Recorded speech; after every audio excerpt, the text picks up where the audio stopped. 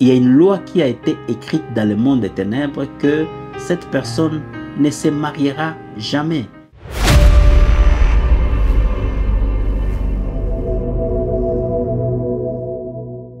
Shalom, shalom, bien-aimés dans le Seigneur. Bienvenue dans le 3e numéro de cette tranche de prédication sous le thème « Vaincre les attaques spirituelles ». Avant cela, nous allons lire la parole du Seigneur dans le livre de Matthieu, chapitre 26, verset 41.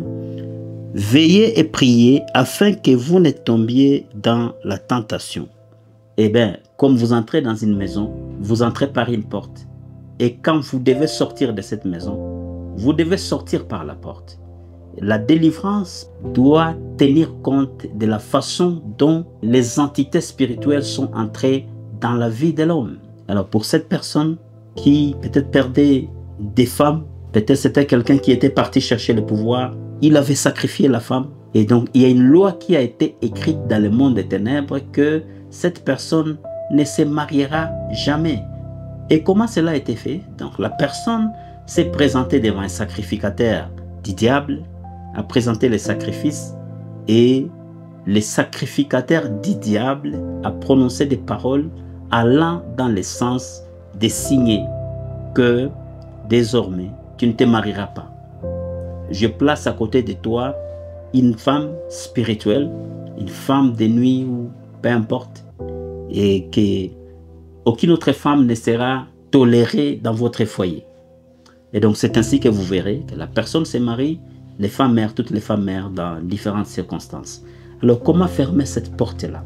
Pour fermer cette porte, il faut aller devant un sacrificateur de Dieu, un homme de Dieu, un prédicateur, un prêtre, un pasteur, un berger. Vous devez d'abord lui parler. Un médecin ne peut pas vous soigner aussi longtemps que vous n'êtes pas capable de lui donner des pistes comment votre maladie a commencé. C'est ce qu'on appelle le diagnostic. Lorsque vous cherchez la délivrance, il ne suffit pas seulement de venir devant un homme de Dieu et dire « Homme de Dieu, priez pour moi, et quand je me marie, la femme meurt ». Non. C'était question d'alliance, c'était question de sacrifice. Vous devez être capable de venir dire à l'homme de Dieu ce qui s'était passé. Quelles sont les alliances que vous avez conclues? Si ce n'est pas vous, vous essayez de regarder dans votre famille, peut-être un de vos grands-parents avait conclu une alliance pareille. Et pour pouvoir sortir de cette porte, eh bien, on doit connaître cette porte-là. On doit comprendre cette porte-là. Bien-aimé dans le Seigneur, ce qui est serment qui a été prononcé peut être dédit. Donc c'est un serment qui annule un autre serment. Si vous avez prêté un serment devant le trône du diable, sacrifiant vos enfants, il est problème de deux mondes. Il y a le prêtre du diable et le prêtre de Dieu. Eh bien, lorsque vous venez, vous confessez d'abord. Vous dites, Seigneur, je suis parti faire ça et je ne devais pas sacrifier mes enfants. Vous devez vous repentir. Après vous être repenti, vous devez venir chez l'homme de Dieu, lui relater comment vous avez procédé. Et cet homme de Dieu doit aussi, vous devez faire le même service. Parce qu'il est question de consécration. Et donc, vous avez consacré vos enfants à l'autel de Dagon, à l'autel du diable, à l'autel de Baal. Eh bien, l'autel de Dieu est plus puissant que l'autel de Baal.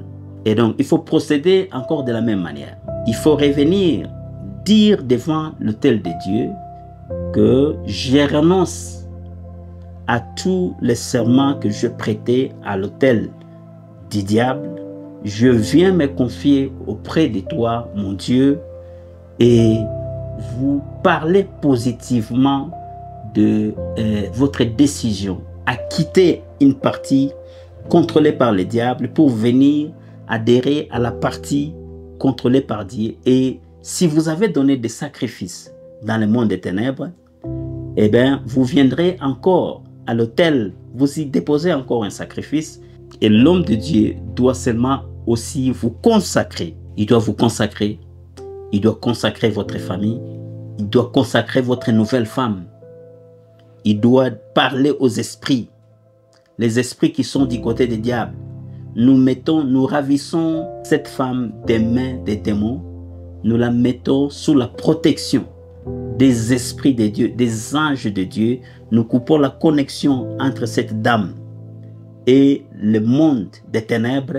Eh bien, vous savez, en Égypte, lorsque Moïse est contraint par le Saint-Esprit de rentrer en Égypte, le Seigneur lui a donné un truc un peu magique. C'est de la magie spirituelle, c'était la verge d'Aaron. Eh bien, il s'agirait de frapper la verge d'Aaron et le serpent était apparu. Mais Pharaon a réussi à reproduire le même miracle.